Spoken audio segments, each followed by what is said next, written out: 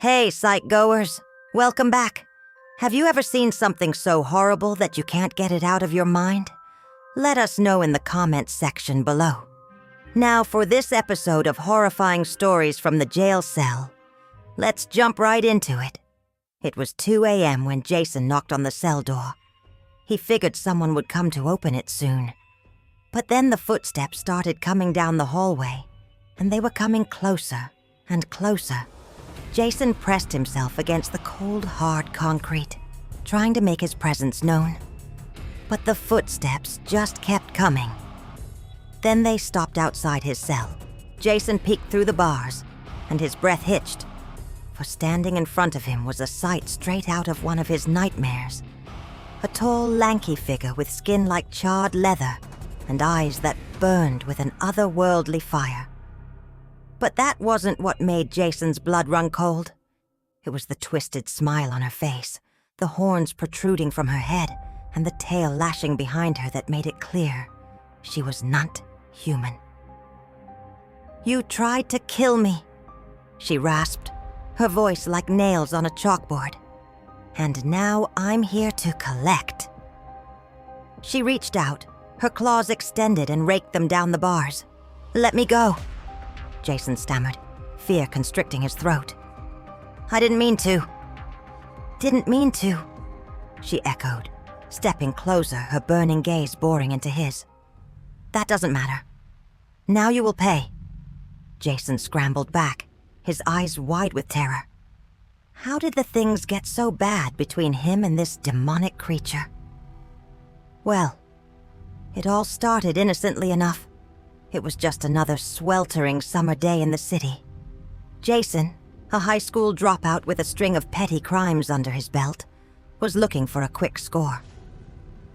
His eyes fell on the local grocery store and he slipped inside unnoticed. His plan was simple: grab some essentials and leave without paying. But everything changed when he saw her. Her name was Lily, and she was just 16 years old. With her long flowing hair and innocent eyes, she looked like an angel. And Jason, despite his rough exterior, had a soft spot for the underdog. He struck up a conversation with her, trying to be charming. Little did he know it was the beginning of his downfall. Over the next few weeks, Jason became a regular at the store. He'd hang around Lily, buying her candy and soda, and showering her with attention. The more time he spent with her, the more he liked her. And when he learned she was being abused at home, he felt compelled to help. One night, he even offered to let her stay at his place. Lily's parents were abusive and she had nowhere else to go, so she agreed. At first, Jason was attentive and caring. He cooked meals, helped with her homework, and made sure she felt safe. But as the weeks passed, his true colors started to show. He began to isolate her, forbidding her from seeing her friends or contacting her family. He told her they were protecting her from her parents, but the truth was he wanted her all to himself. When Lily tried to resist, Jason's demeanor shifted, and he became menacing. "You're mine," he growled, his eyes blazing with possessive anger. "Don't forget that." Lily trembled, tears streaming down her face. But she knew Jason was capable of terrible things. She had seen the darkness in his eyes, the casual cruelty he inflicted on animals, the way he spoke about people. Then one day, Jason crossed a line he couldn't come back from. After a particularly violent outburst, Lily ran away from home. Afraid and confused, she wandered the streets until she found the police. When they heard her story, the officers were shocked. They had received complaints about Jason before, but this was beyond his usual petty crimes. He was now a suspect in a major case involving a missing teenager. The investigation was launched and Jason became a person of interest. The police searched his apartment and found evidence that sent a chill down their spines. What they discovered would change everything. As the net tightened around Jason, he grew increasingly desperate. He knew the police were closing in, and he knew what he had done was unforgivable. With each passing day, He felt the shadow of justice looming over him. Meanwhile, Lily's disappearance sent shockwaves through the community. Her family put up posters, offering a reward for any information. The case gained media attention, and pressure mounted on the police to find her. Jason watched it all unfold, his heart a mix of fear and guilt. He tried to convince himself that everything would work out, that somehow he could escape the consequences of his actions. But deep down, he knew he was trapped. Then one fateful day, the police made a breakthrough. They found Lily's diary, and it contained a horrifying secret. In her own handwriting were chilling details of her relationship with Jason, of the abuse she suffered, and of the day she vanished. With this new evidence, the police were able to build a strong case against Jason. He was arrested and charged, and the town breathed a collective sigh of relief. Finally, justice seemed to be within reach. But little did they know that this was only the beginning. At his trial, Jason's demeanor was chilling. He showed no remorse, no sadness, no fear. Instead, he seemed almost amused by the whole situation. The prosecution presented their case, each piece of evidence like a nail in Jason's coffin. The jury deliberated, and when they returned with their verdict, there was no doubt. Jason was guilty. As the judge read the charges, Jason's face remained impassive. He was sentenced to life in prison without the possibility of parole. The courtroom erupted in applause. Justice had been served, or so they thought. When Jason was led away in handcuffs, he cast a cold stare at Lily's family. It was a look that promised retribution, a promise of vengeance to come. And then he disappeared into the prison, leaving behind a legacy of fear and despair.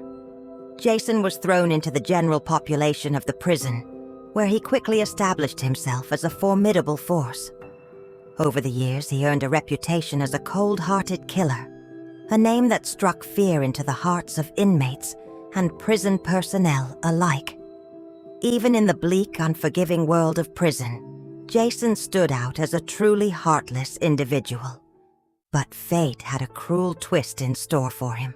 The prison where Jason was incarcerated was infamous for its brutal reality. It was a melting pot of hardened criminals, each with their own tales of violence and despair. Jason, with his chilling reputation, fit right in. However, the prison was also a place of shadows and secrets. There were things that happened in those dark, dank cells that were never supposed to see the light of day. One such secret was the existence of a hidden cell in the prison's basement. It was a place of unimaginable horrors, a place where the most dangerous and deranged prisoners were held. And one day, Jason found himself being led towards that very cell. It was a punishment, a form of solitary confinement that was reserved for the worst of the worst. The guards dragged him down the creaking stairs into the basement, their faces grim. The air was thick with the stench of decay and despair. As they opened the cell door, Jason's breath hitched. Inside was a sight that both fascinated and terrified him. The cell was small and dank, barely big enough to hold a person. The walls were covered in scratches and what appeared to be bloodstains. But that wasn't what caught Jason's attention. It was the figure sitting in the corner. He could see her clearly now.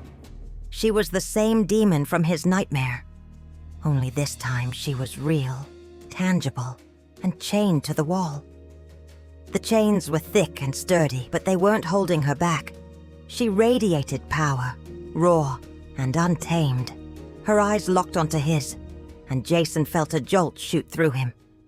The demon spoke, her voice echoing in the confined space. "So you have brought me here to punish me," she said, her tone mocking. "But I am the punishment." Jason stared back, his mind racing. He couldn't understand how she had gotten there. Who was she? Why was she in that cell? And why did she seem to know him? "Who are you?" he finally asked. his voice echoing in the vast emptiness of the cell. The demon smiled, a slow, predatory grin that sent shivers down Jason's spine. "You might remember me," she purred, her eyes gleaming. "Lily." Suddenly, everything clicked into place. The missing girl, the diary, the trial. It was all Lily. But how could she be the demon from his dream?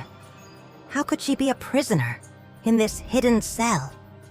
As if reading his thoughts, Lily let out a low, throaty laugh. "You unleashed me," she whispered, her voice dripping with menace. "And now I'm here to claim what is mine." Jason stumbled back, his mind reeling. He could feel the chains binding Lily to the wall suddenly seemed flimsy, pathetic.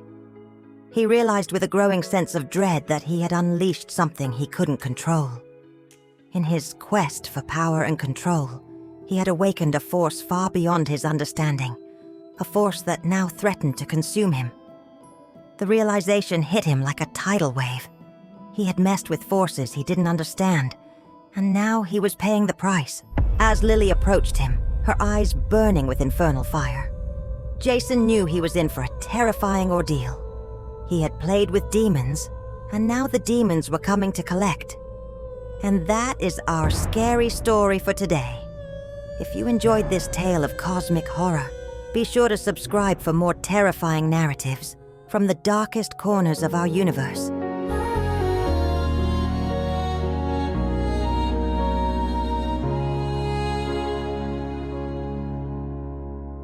I saw your name light up my screen, but I let it ring like a haunted dream. Midnight silence, your ghost came through, driving fast with the sky so blue. You left like thunder in my veins, but your echo's still in my brain. I'm not chasing shadows, not again, but you're always close, like phantom pain. You're just a ghost in the